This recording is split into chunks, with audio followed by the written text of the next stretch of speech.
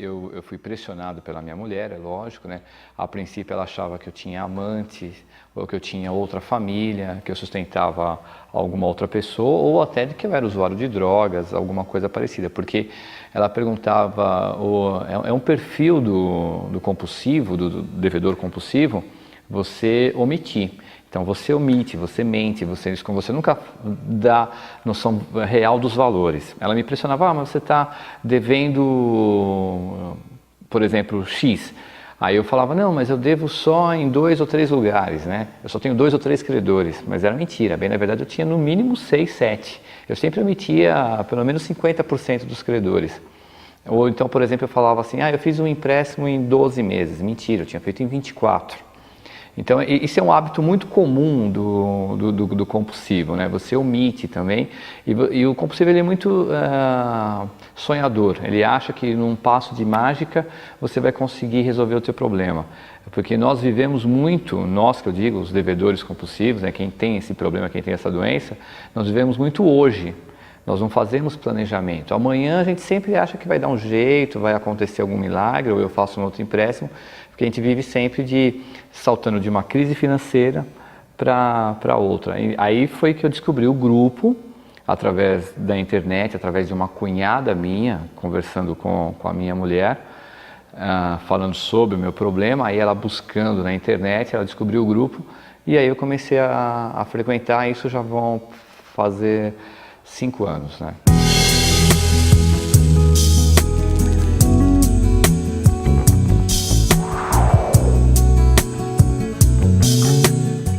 Um abraço a todos, é sempre uma alegria estar de novo aqui com você. Começamos agora mais um Vida Nova. É uma produção da TV Mundo Maior com o objetivo de alertar sobre os males da dependência química.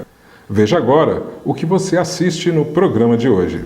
Nossos telespectadores trazem dúvidas quanto à compulsão por jogos. Saiba a fundo como esta compulsão pode ser tratada na continuação da entrevista com a doutora Daniele Rossini. E veja também uma matéria indicada pelos anônimos do Projeto Fênix sobre terapia ocupacional. E a nossa dica literária, um manual sobre como falar com seus filhos sobre o álcool.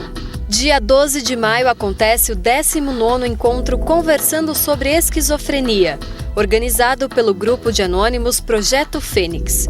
O evento é gratuito e será realizado no Anfiteatro Marcos Lidenberg, da Unifesp, na Rua Botucatu, número 862, Vila Clementino, em São Paulo. Inscrições pelo telefone 11 5533 1789. E aqui no Vida Nova, você tem o seu espaço para correspondência. Nós temos aqui alguns telespectadores que querem saber sobre jogos. Eu tenho aqui, por exemplo, o e-mail da Thaísa, que é lá do Rio de Janeiro, e que escreveu para a gente dizendo o seguinte: minha mãe vive no bingo, acha um pouco chato, mas de vez em quando ela ganha alguma coisa, como uma TV ou até bastante dinheiro. O que me incomoda é que ela vai todo sábado no bingo. Ela é viciada? Olha, Thaísa, é muito difícil, apenas numa colocação como essa, a gente afirmar que a sua mãe seja uma pessoa viciada. O jogador compulsivo, ele apresenta algumas características específicas da sua personalidade. Ele tem, por exemplo, dificuldade de aceitar a realidade da vida e, com isso, ele foge sempre para o jogo para fugir de problemas em casa, problemas de relacionamento e outras coisas mais. É uma pessoa que normalmente é insegura emocionalmente, né? Só se sente segura quando está realmente ali sentada na mesa de jogo. Há também algumas pessoas compulsivas que são imaturas, né? Querem conquistar tudo, mas sem fazer esforço nenhum, e acham no jogo uma forma mágica dessa sua conquista. Algumas sentem também um forte desejo de mandar nos outros, de se sentir uma pessoa poderosa. Portanto, somente analisando as características de vida da sua mãe é que poderia se verificar se ela realmente é uma pessoa compulsiva para jogos. O que nós poderíamos dizer é que você poderia, de vez em quando, aos sábados, convidar a sua mãe para uma outra atividade, convida ela para visitar um shopping, para visitar amigos ou pessoas da família, convida ela para ir para alguma atividade religiosa e se ela te acompanhar, provavelmente ela não será compulsiva. E agora, se ela renitentemente, todos os sábados, não aceitar o seu convite, aí realmente talvez ela precisaria de um tratamento ou coisa assim. Bom, o segundo e-mail de hoje é da Maria Dolores, lá de BH, de Minas Gerais. E ela diz o seguinte: parabéns para o programa, é muito bom conhecer sobre drogas, o álcool e também sobre grupos anônimos. Minha dúvida é quanto ao meu marido. Todo domingo ele larga tudo o que está fazendo para jogar futebol com os amigos. Não é tão ruim, porque não perdemos dinheiro e nem temos dúvidas por causa disso. Mas ele nunca faz nada de diferente com a gente, que é da família. O futebol é prioridade. Até quando passa na TV? Ele tem compulsão por jogos? Olha, Maria Dolores, dificilmente a prática esportiva pode se caracterizar como compulsão por jogos. O jogador compulsivo, ele dificilmente se satisfaria jogando um futebol final de semana com os amigos. Provavelmente ele vai lá mesmo para se relacionar com os amigos e não creio que isso de forma alguma possa se caracterizar como compulsão por jogos, tá bom? Um abraço para você e continue nos escrevendo. O Centro de Informações sobre Saúde e Álcool disponibiliza manuais e livretos. Entre eles, destacamos como falar sobre o uso de álcool com seus filhos. Acompanhe as dicas de como conversar e informar sobre os males do vício, seja o álcool ou outro tipo de droga. Informações sobre como adquirir o livro, acesse o site www.cisa.org.br. O livro Drogas é a segunda dica literária de hoje. Uma coleção que traz informações sobre drogas lícitas e ilícitas e é direcionada a pais e filhos. Aos filhos, como uma ferramenta de alerta, apresenta depoimentos de jovens que lutaram contra a dependência química. Aos pais, como instrumento para redirecionar seu contato com o dependente. Esta é uma obra para informar e auxiliar no caminho da cura e de uma vida feliz sem drogas. Participantes do projeto Fênix, voltado aos anônimos portadores de transtorno mental, indicaram uma matéria. Muitos deles participam de terapias ocupacionais e têm notado um resultado surpreendente em sua qualidade de vida. Confira agora. Peças que parecem não ter sentido, que misturam cor e ao mesmo tempo traços de inquietação. Trabalhos que traduzem sentimentos de pessoas portadoras de transtornos mentais e que, por meio da terapia ocupacional, têm conseguido reconquistar melhores condições de vida. Se você tenta formular um caminho de saída do transtorno mental, ele passa por um caminho muito parecido com o da criação, que é a da arte. Eu sou deficiente, eu pinto essa terapia para ter uma ocupação, assim, uma terapia assim para mostrar assim um pouco de mim, né, um pouco do meu trabalho. Então eu faço assim para trazer alegria, né? A arte traz assim alegria, dá coragem, dá alegria na alma, deixa a pessoa mais assim criativa. Os centros de atenção psicossocial funcionam como residências terapêuticas para pacientes com transtornos psicológicos. Um exemplo é o CAPS Unidade Paulista, em São Paulo, que desenvolve uma série de atividades em busca de romper as fronteiras da mente. A proposta desse trabalho é uma integração das pessoas em todos os sentidos, né? Eu acho que a psiquiatria durante muito tempo cuidou do tratamento da doença. A nossa preocupação é com o sujeito. Eu acho que tem um efeito terapêutico em si, porque eu sou terapeuta ocupacional, eu acredito que a atividade, ela trabalha em conflitos internos também, mas eu acho que tem uma questão também importante que é a integração no mundo. E até hoje acho que tem alguns hospitais psiquiátricos mais tradicionais que acabam utilizando a terapia ocupacional como ocupação. Não é essa a compreensão que a gente, enquanto terapeuta ocupacional, tem. Ela, tanto quanto a psicoterapia verbal, ela é uma forma de trabalhar a subjetividade. Então você está tratando, você não está só ocupando.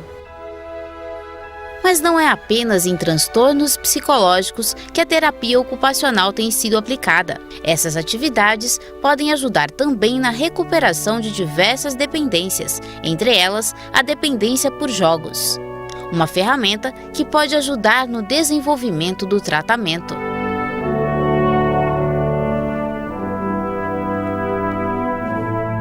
A busca para o tratamento do problema de jogos compulsivos, ela depende primeiro de que a pessoa se conscientize de que é um jogador compulsivo. Isso vai, logicamente, para cada um se conscientizar. Você deve se indagar primeiro se o jogo já trouxe grandes transtornos na sua vida, problemas de relacionamento familiar, problemas de dívidas, problemas no trabalho. Se você já teve um grande problema com jogos, talvez seja necessário você reavaliar a sua vida com relação aos jogos. O tratamento deve ter o tratamento profissional, com psicólogos. Existem os jogadores anônimos que podem auxiliar muito, um grupo de anônimos que podem auxiliar muito. A busca da religiosidade, que é a vivência no seu dia a dia, junto à família e à sociedade, daqueles preceitos religiosos que nós aprendemos desde a infância. E há a necessidade da substituição da atividade de jogar por uma outra atividade que seja salutar. E aí, nesse espaço, é que entra a laborterapia, a terapia através de uma ocupação que seja realmente prazerosa, na qual você sinta prazer e que te faça desligar dos jogos e da dependência desses jogos. Então, a terapia ocupacional, normalmente ela é direcionada para profissionais da área, ela deve atender, primeiro, a sua expectativa com relação ao que tipo de ocupação que você pretende realizar.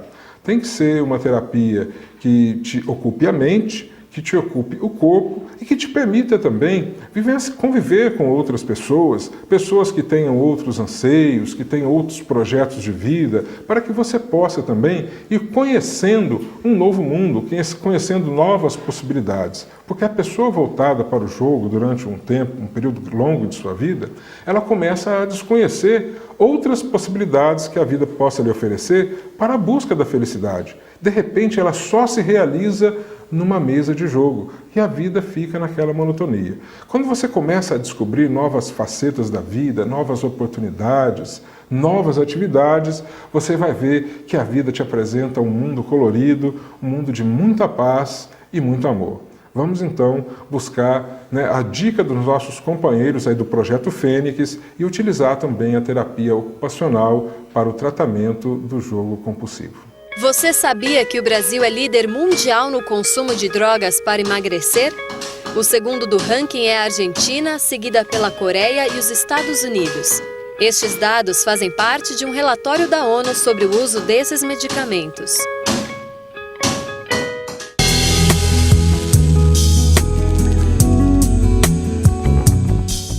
Essa obra da Casas André Luiz é uma obra para ser conhecida pelo Brasil inteiro. É obrigação de todos nós, que somos homens responsáveis, não só visitar esta obra, mas como também auxiliar e dar o seu beneplácito para uma obra de tanta gente benfeitora, né? É uma coisa que emociona.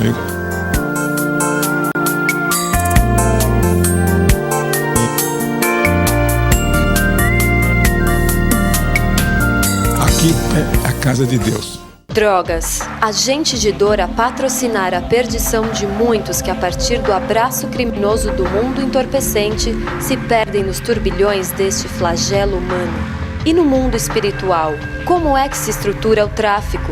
Como é que se socorre aqueles que se encontram aprisionados pelas destruidoras falanges de espíritos criminosos? Estas e outras questões a respeito da toxicomania são respondidas no livro Memórias de um Toxicômano, mais uma obra da Mundo Maior Editora. Eu quero dar meu testemunho público da alegria de ver uma emissora espírita funcionando, transmitindo mensagens, orientando e executando o fundamento básico da doutrina espírita, que é a promoção do ser humano. Eu estou muito feliz de estar aqui, que Deus abençoe e que eles tenham um sucesso pleno, sempre.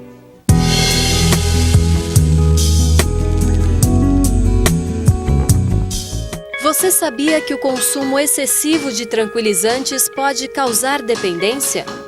A falta desses medicamentos causa irritação, insônia, dor e sudorese. Calcula-se que 10% da população mundial consuma esses remédios.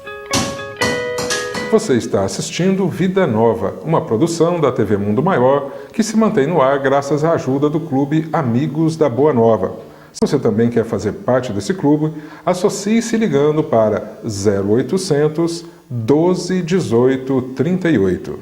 Hoje você já acompanhou uma matéria sobre a compulsão por jogos. Agora você confere a entrevista de José Carlos com uma profissional da área.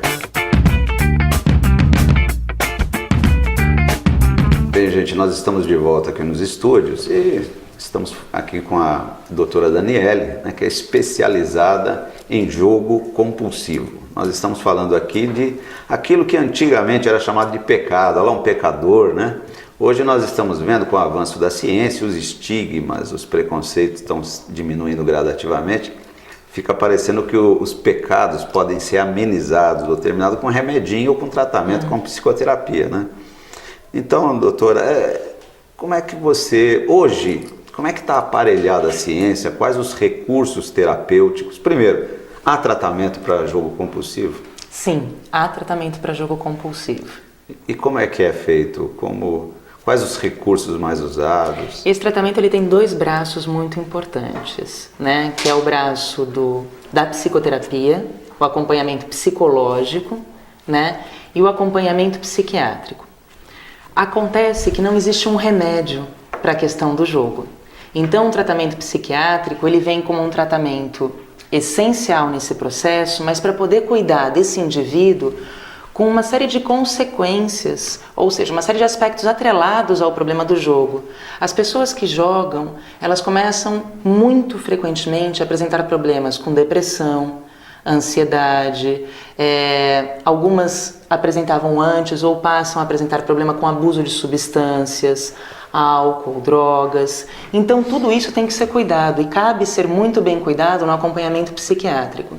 O acompanhamento psicológico vai estar auxiliando esse indivíduo a entender que o jogo é um problema, entender o que é esse problema e saber o que fazer com ele. E a questão da negação existe, apesar da pessoa ir buscar tratamento, tentar colocar o problema em outro local, não falar bem que é o jogo, tem isso, a questão da negação instalada? Sim, talvez a pessoa, talvez a pessoa pegue, às vezes não reconhece que é um problema, né? A gente trabalha muito em paralelo com os jogadores anônimos, e o primeiro passo dos jogadores anônimos, assim como os alcoólicos anônimos, é a pessoa reconhecer que ela é impotente perante aquele problema, perante o jogo, né? Então, talvez o primeiro passo seja a gente reconhecer que existe um problema. Daí, depois, as pessoas, às vezes, tendem a usar outras estratégias, até mesmo assim, não, então eu vou me controlar agora, vou jogar controlado, só vou sair com R$10 de casa, E daí começam a perceber que estão indo jogar cada vez mais, ou começam a pegar dinheiro no caixa ao longo desse trajeto, para poder ter mais dinheiro, começam a tentar driblar um pouco desse problema para poder manter o comportamento. Daniele, tem alguém aqui que está nos vendo, ou tem um parente que está tendo problema, ou ele mesmo acha que está tendo problema, né? E vai buscar ajuda. Quando ele chega lá no ambulatório, qual é o primeiro procedimento? Dá para você só seguir para e passo mais ou menos o que ele tem que fazer? Existe um contrato terapêutico? Como é que é feito? A pessoa que tem um problema deve estar nos procurando. Então, a própria pessoa deve entrar em contato conosco e realizar uma espécie de um cadastro para que a gente possa chamá-la, posteriormente, para uma triagem. Nessa triagem é o processo onde a gente vai tentar entender qual o problema daquela pessoa e a gente poder direcioná-la para os nossos tratamentos. Verificar se ela está apresentando aquele problema e direcioná-la para o melhor tratamento possível. A partir do momento que ela passa nessa triagem, ela vai ser encaminhada para o tratamento psicológico e psiquiátrico, né? Faz parte do nosso tratamento todos passarem por isso.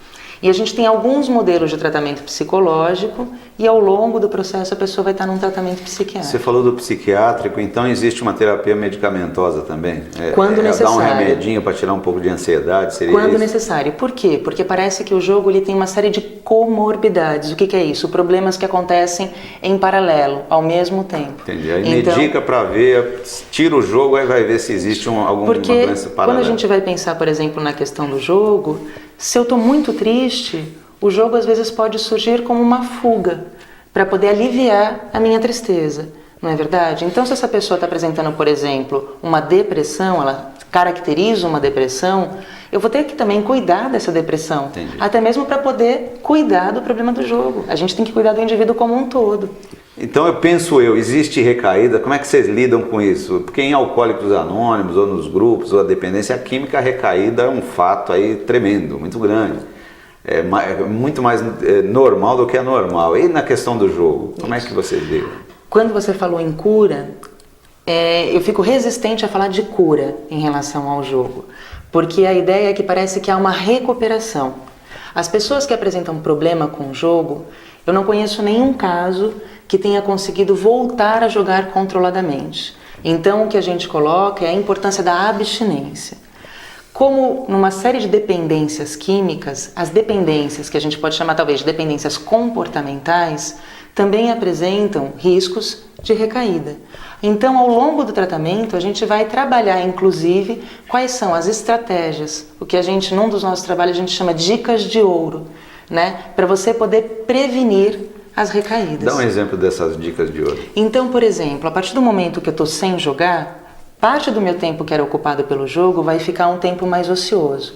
Então, eu tenho que tentar produzir coisas naquele tempo. Atividades sociais, atividades de lazer, né? São coisas importantes. Como a questão é de ganhar dinheiro e gastar dinheiro, quando a pessoa tem dinheiro no bolso, é um fator de risco muito grande para recair? Outra dica de ouro é que por um período a gente tenta estimular as pessoas a não estarem com acesso fácil a dinheiro. É andar com dinheiro contado para o dia, com dinheiro contado para a semana, tentar passar para uma pessoa que você confia os cuidados dessa administração financeira, né? Para que você possa, e depois de um tempo, depois que passou o período da abstinência, entre aspas, quando eu acho que eu estou mais fortalecido, que eu consigo lidar um pouco melhor, eu vou aos poucos retomando o cuidado do dinheiro. Parar de jogar sozinho é difícil, não? Não é impossível a pessoa parar sozinha, mas é um processo que, quando ajudado, parece ter uma eficiência maior. As pessoas podem estar buscando tratamento para jogo no ambulatório do jogo patológico e outros transtornos do impulso do Hospital das Clínicas. O telefone é 3069-7805. As pessoas também podem buscar apoio nos Jogadores Anônimos e também na Unifesp, na Universidade de São Paulo, na Universidade Federal de São Paulo, tem um programa que é o PROAD, que também oferece tratamento para jogo. Esses são os tratamentos que a gente tem aqui em São Paulo. De qualquer maneira, as pessoas podem estar nos procurando se precisarem de alguma coisa externa ou precisarem de alguma informação de outros lugares. Provavelmente você deve ter como exemplo várias pessoas que se recuperaram. Como é que é essa recuperação? É gritante? A pessoa, quer dizer, tem espaços dentro dela de felicidade? Tem que buscar ajuda para isso. Então a recuperação é possível mesmo? Sim, a recuperação é possível. Existe também uma ONG que nós montamos, que é a Associação Nacional do Jogo Patológico e Outros Transtornos do Impulso, que envolvem profissionais, pessoas envolvidas na rede social e etc. E inclusive pessoas que estão em processo de recuperação ou se recuperaram do problema do jogo. A ideia é a gente poder explicar que isso é um problema e propagar o que se fazer com isso. Mais ou menos essa ideia. Tá bom, Daniela. Nós estamos terminando o nosso programa. Agradecemos aí a sua audiência, né, por você estar nos assistindo, e um abraço a todos. Bom, a compulsão por jogos pode causar realmente muitos problemas na vida das pessoas. Primeiro são os problemas emocionais. A pessoa começa sempre a viver na ansiedade de querer ganhar mais, mais e mais. Se a pessoa perde, ela começa a ter problemas de ordem financeira, problemas familiares dentro de casa, porque deixa de suprir as necessidades da família. E se a pessoa ganha, vem a ansiedade, porque se ela ganha hoje uma quantidade relativa, ela pensa que poderá ganhar mais amanhã e mais amanhã. Torna a jogar aquilo que ganhou e acaba quase sempre perdendo tudo. Os problemas financeiros, logicamente, acabam vindo logo em seguida.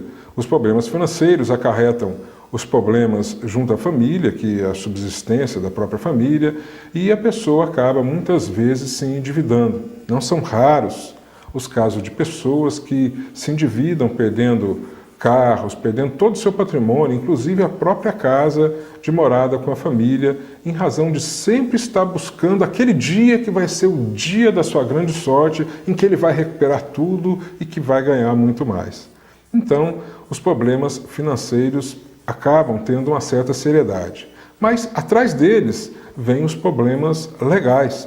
Alguns locais onde há jogos no Brasil, eles são ilícitos e, logicamente, muitas pessoas acabam acarretando problemas ali com a lei. Mas os problemas legais também vêm com relação às dívidas, aos problemas dos débitos acarretados, cheques sem fundo que a pessoa acaba dando e acaba complicando toda a sua vida com a justiça e com a comunidade de um modo geral, perde o crédito, perde todos os seus problemas. Bom, terá também problemas no emprego, porque às vezes noitadas e noitadas em cima de uma mesa, jogando baralho ou bingo, seja o que for, a pessoa, quando chega no trabalho, no dia seguinte, não tem condições de ter uma produção normal no seu trabalho. Então, acaba tendo problemas no emprego, perdendo aquela promoção que estava atrás, mas alguém que está trabalhando melhor acaba ganhando. Então, são problemas que acarretam na vida da pessoa. Os problemas financeiros, diante de todo esse contexto, acabam sendo os menores. Porque quando a pessoa resolve o problema da compulsão, deixa de jogar, ela acaba, aos poucos, acertando a sua vida financeira. Mas o problema é que ela tem que buscar uma mudança de vida, mudar as suas companhias, porque, logicamente, compulsão por jogos, ela está na companhia de pessoas que também jogam. Então, para mudar de vida, ela tem que começar a mudar as companhias, mudar suas atividades, buscar novas atividades, buscar uma religião, uma convivência mais amena junto com a sua religião, buscar outras atividades além de assistir os seus cultos. E um tratamento profissional que possa lhe auxiliar nessa mudança na sua vida. Olha, Jesus, quando esteve entre nós, nos disse: ajuda-te, que o céu te ajudará. O primeiro passo, meu amigo, é seu. Você tem que se conscientizar que é um jogador compulsivo e buscar ajuda. E com certeza a espiritualidade e os profissionais te ajudarão a vencer esta compulsão. Participe das reuniões do Grupo MADA, Mulheres que Amam Demais Anônimas. Você pode obter informações sobre as reuniões em sua cidade. Acesse o site www.grupomada.com.br. Bom, nós acabamos aqui mais um programa Vida Nova, agradecendo a sua presença aqui conosco. Na próxima semana estaremos aqui com mais um programa Vida Nova e queremos contar mais uma vez com a sua companhia. Portanto, até lá.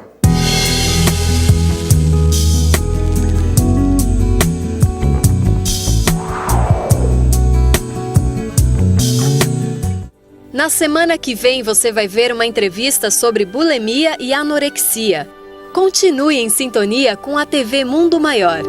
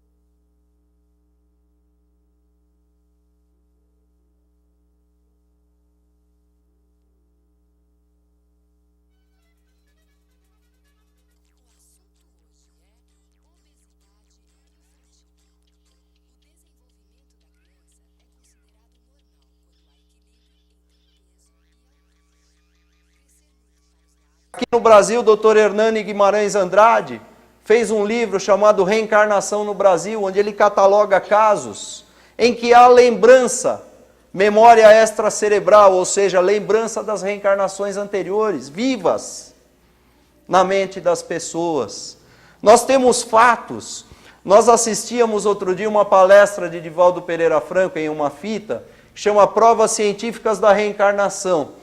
E lá ele desfilava casos, tanto desses que nós mencionamos, como do Dr. Hadras Banerjee, que é um pesquisador lá da Índia, que também seguiu atrás desses casos. Ele conta um interessantíssimo, de um garotinho, um recém-nascido, em Seul. Essa criança nasceu no ano de 1962. Ela consta do Guinness, do livro dos recordes. Essa criança tinha 2 meses de idade, estava aconchegada nos braços da mãe, 2 meses de idade.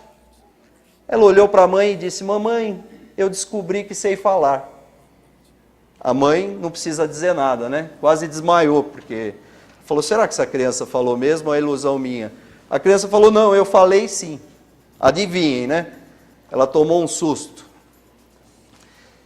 Chegou o marido em casa, ela falou: preciso te contar uma coisa, o nosso filho já fala. Ele falou: ah, tudo bem. Você acredita em mim? Acredito, claro. Tudo bem, ele fala, né? Legal. Eu acredito em você, só que amanhã nós vamos aí a um psiquiatra, né? Dar uma olhadinha no que está acontecendo.